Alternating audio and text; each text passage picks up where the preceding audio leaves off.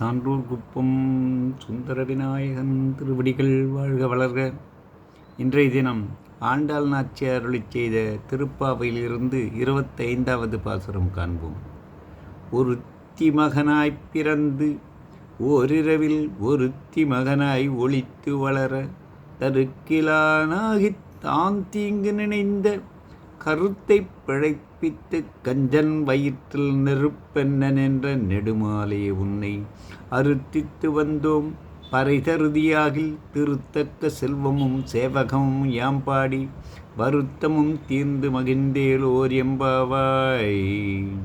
அடுத்தபடியாக மாணிக்க வாசகரின் திருப்பள்ளி எழுச்சியிலிருந்து 5வது பாடல் காண்போம்.